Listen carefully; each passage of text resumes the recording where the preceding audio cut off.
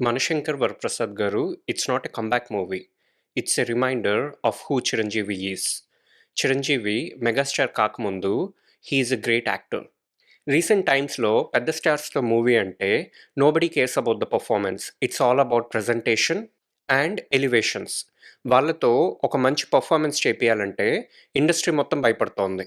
ఈ మీమ్ కల్చర్లో పెద్ద హీరో క్యారెక్టర్ వీక్గా కనపడినా, బాధపడినా, కామెడీ ఎక్కువ చేసినా, మరీ డాన్స్ ఎక్కువ చేసేసినా ట్రోల్ అయిపోతారు అని చాలా భయపడుతున్నారు.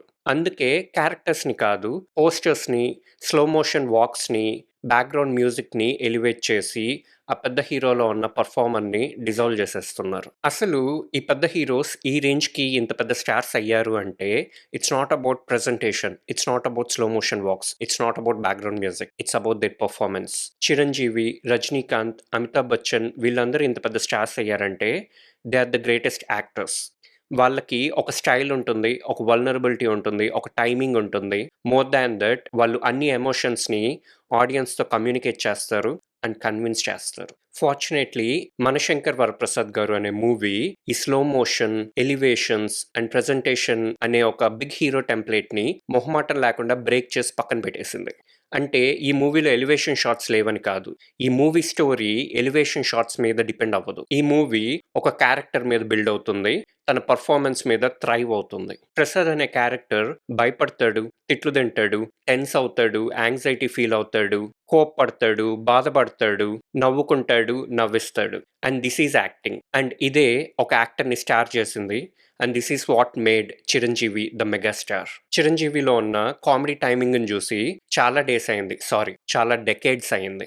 ఆయన నేచురల్ స్టైల్ ఆఫ్ యాక్టింగ్, ఆయన కామెడీ టైమింగ్, ఆయన డాన్సెస్ ఇవన్నీ తెలుగు సినిమాని 80s అండ్ 90sలో రీడిఫైన్ చేశాయి. అండ్ ఫార్చునేట్లీ ఈ మూవీ చిరంజీవిలో ఉన్న ఆ గ్రేటెస్ట్ యాక్టర్ని మనకు మళ్ళీ గుర్తు చేసింది, ఆర్ ఫర్ న్యూ జనరేషన్కి చిరంజీవిని రీఇంట్రడ్యూస్ చేసింది.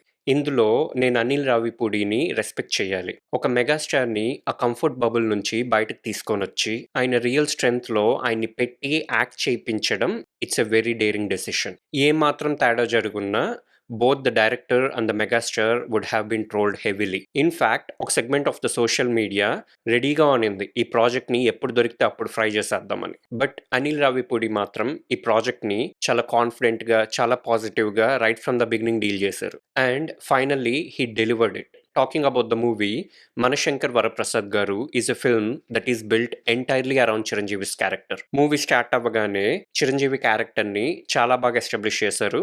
And there was an attack scene on the central home minister which was fantastic.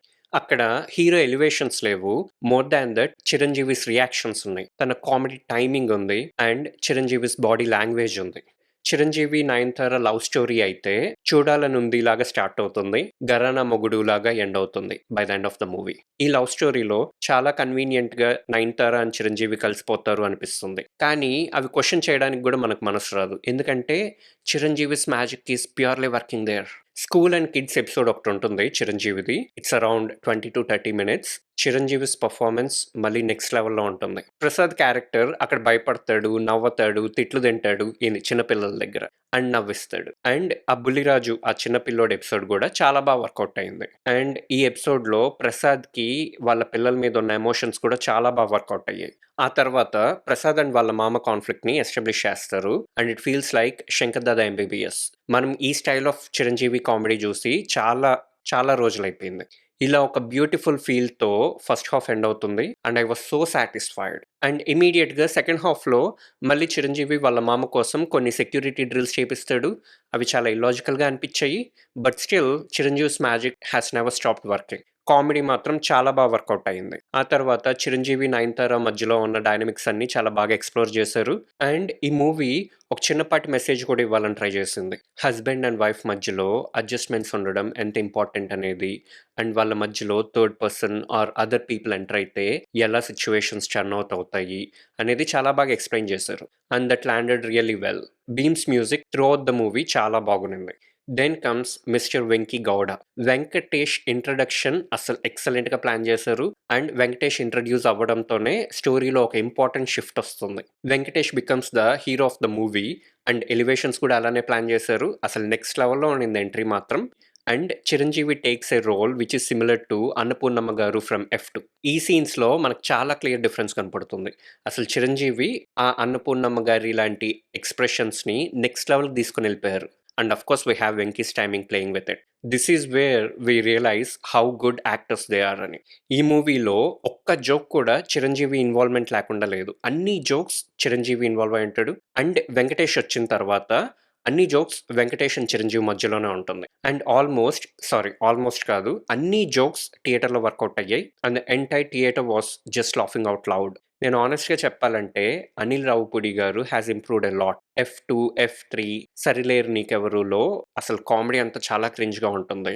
'సంక్రాంతికి వస్తున్నాం'లో I think there is some decent comedy. I thought it's much better than his previous work. But ఈ మూవీలో మాత్రం I think he has achieved the perfection in comedy and timing.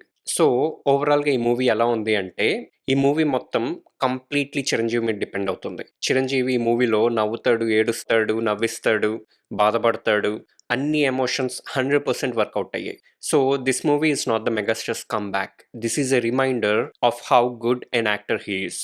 Story చాలా జనరిక్‌గా ఉంటుంది. VFX తెలిసిపోతూ ఉంటాయి. చాలా సీన్స్‌లో లాజిక్ ఉండదు.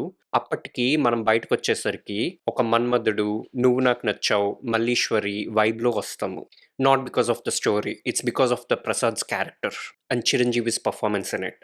Chiranjeevi just అలా మ్యాజిక్ చేసేసాడు ఆ క్యారెక్టర్‌లో. ఈ పండక్కి ఫ్యామిలీ మొత్తంతో ఎళ్లి ఫుల్‌గా ఎంజాయ్ చేసే మూవీ ఇది. ఈ పర్స్పెక్టివ్ మీకు నచ్చిందంటే ఒక లైక్ ఇవ్వండి.